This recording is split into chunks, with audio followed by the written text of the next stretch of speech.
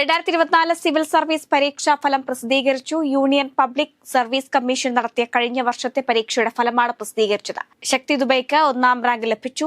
ആദ്യ 100 റാങ്കുകളിൽ 5 മലയാളി വനിതകളും ഉൾപ്പെട്ടിട്ടുണ്ട്. ആദ്യ 5-ൽ 3 വനിതകളാണ്. ആദ്യ 2 റാങ്കുകളും വനിതകൾക്കാണ്. ഫ്രാൻസിസ് മാർപ്പാപ്പയുടെ സംസ്കാര ചടങ്ങുകൾ ശനിയാഴ്ച നടക്കും. വത്തിക്കാൻ പ്രാദേശിക സമയം 10 മണിക്കും ഇന്ത്യൻ സമയം ഉച്ചയ്ക്ക് 1:30ക്കുമാണ് സംസ്കാര ചടങ്ങുകൾ. വത്തിക്കാൻ സിറ്റിക്ക് പുറത്തുള്ള സെന്റ് മേരീസ് മേജർ ബസലിക്കയിലാണ് ചടങ്ങുകൾ നടക്കുക.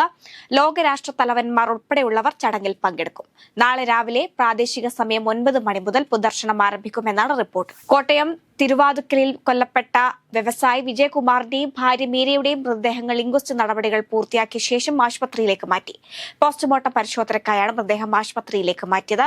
അതേസമയം വീടിനുള്ളിൽ നടത്തിയ പരിശോധനയിൽ CCTV ഹാർഡ് ഡിസ്കിന് പുറമെ വീട്ടിൽ നിന്നും 3 സ്മാർട്ട് ഫോണുകളും കാണാതായെന്ന് കണ്ടെത്തൽ. CCTV ദൃശ്യങ്ങൾ 4 സിം കാർഡുകൾ പ്രവർത്തിച്ചിരുന്ന 3 ഫോണുകളിലും ലഭിച്ചിരുന്നു. കൊലയാളി ദൃശ്യങ്ങൾ നശിപ്പിക്കാനായി ഫോണും കൊണ്ടുപോയിരിക്കാമെന്നാണ് അന്വേഷണ സംഘത്തിന്റെ നിഗമനം.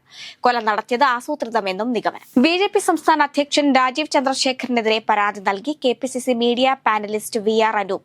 ഹൈക്കോടതി ഉത്തരവ് ലംഘിച്ച് ഗുരുവായൂർ ക്ഷേത്രത്തിൽ വീഡിയോ ചിത്രീകരിച്ചതിനെതിരെയാണ് പരാതി നൽകിയത്.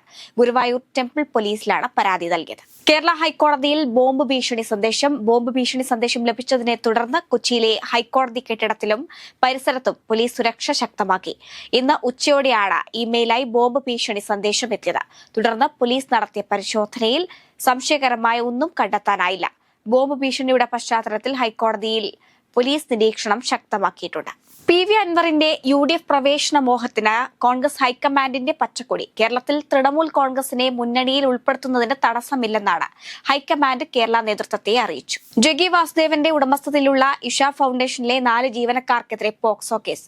ഫൗണ്ടേഷന്റെ കീഴിലുള്ള സ്കൂളിലെ മുൻ വിദ്യാർത്ഥിക്കെതിരെയും കേസെടുത്തിട്ടുണ്ട്. മുൻ വിദ്യാർത്ഥി 1ാം പ്രതിയായുള്ള കേസിൽ ഹോസ്റ്റൽ വാർഡൻ നിഷാദ് കുമാർ, പ്രീതി കുമാർ, പ്രകാശ് സോമയാജി, സ്വാമി വിഭു എന്നിവരാണ് മറ്റു 4 പ്രതികൾ. ജമ്മു കാശ്മീരിലെ റംബാൻ ജില്ലയിൽ വീണ്ടും മേഘവിസ്ഫോടനം. ഇന്നലെ രാത്രി പെയ്ത കനത്ത മഴയിലും മിന്നൽ പ്രളയത്തിലും 37 വീടുകൾ തകർന്നു. നിരവധി കന്നുകാലികളെ കാണാതായി. ഇതുവരെ ആളപായം ഒന്നും റിപ്പോർട്ട് ചെയ്തിട്ടില്ല.